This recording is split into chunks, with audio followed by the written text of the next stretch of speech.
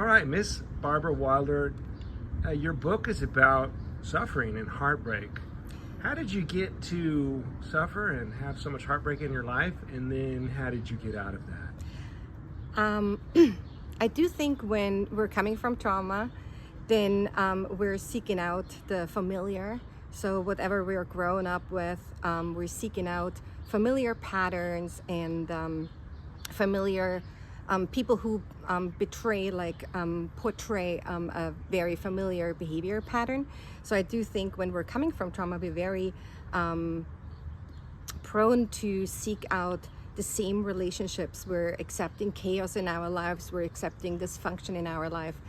And I wrote the book specifically to tell people how to break these toxic relationship circles, because there are like a lot of people, I think, in our world who are just like caught in these circles, like constantly having toxic relationships and coming from one toxic relationships into the other, finding themselves in the same dysfunctional and chaotic and violent relationships they actually grew up with. And how did you break out of the toxic relationships? Well, how did I break out of it? I mean, it was really like, it was kind of like a supernatural experience I had with Jesus. I mean, I always believed in God. I'm raised Catholic. But it really happened to me that I drove to a gas station and I found like this tiny little Jesus picture somebody just put there, and I didn't think much about it. I just thought like it's nice, so I take it in my car.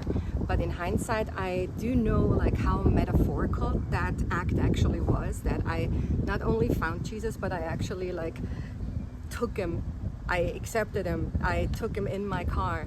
And from that day on, a lot of things changed in my life, and I really do think that Jesus transformed my life. He transformed like little by little, like how I'm thinking, what I'm doing.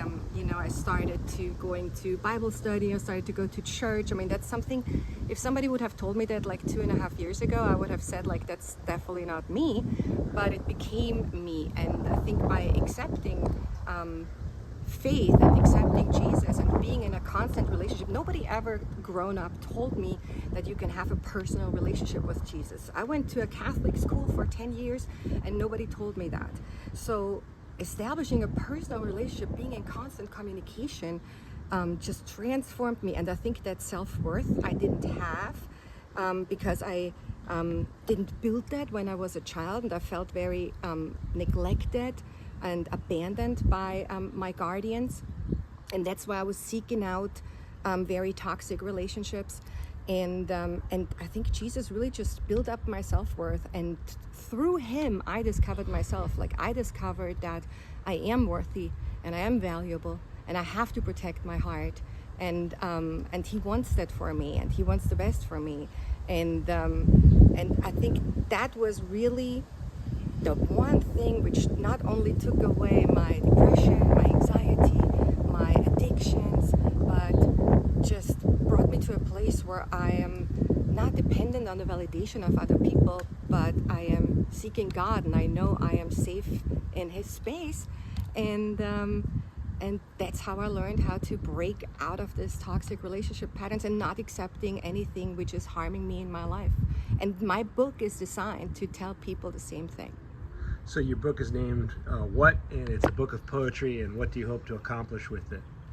So I wrote a lot of the poems before I found Jesus. And then I was like thinking about if I want to publish it. But I was thinking like I wrote that in a very dark place. I don't want to like misguide people. I don't want to bring a negativity in some people's lives. But in prayer, I think Jesus really told me like, we're going to fix that. And we're like writing something around it, which brings this all in a positive. And in addition, like a lot of my poems, like in the end of writing this book, are very positive, and they talk about God, and they talk about Jesus, and they talk about the realizations I had that, rejection is very often protection, and, so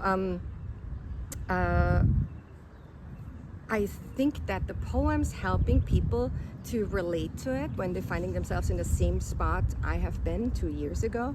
And I do think that the narration gives a little guidance on how to break free from these patterns, how to reestablish a real faith, because it's very easy to say, to have faith, right? Like a lot of people would say, like, I believe in God, and yeah, I do that, but faith is different. It's more, it's beyond just saying to believe in God. It's like also believing and trusting in God, even if things are not working out at this very moment, but trusting in a bigger plan and trusting in the right timing, and just being content. And sometimes we all just have to be still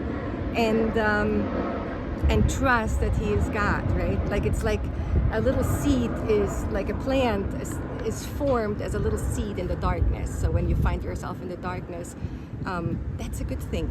I think like a lot of the pain and suffering we experience as people is designed to draw us better, to draw us more to God, to bring us closer to God, to seek Him.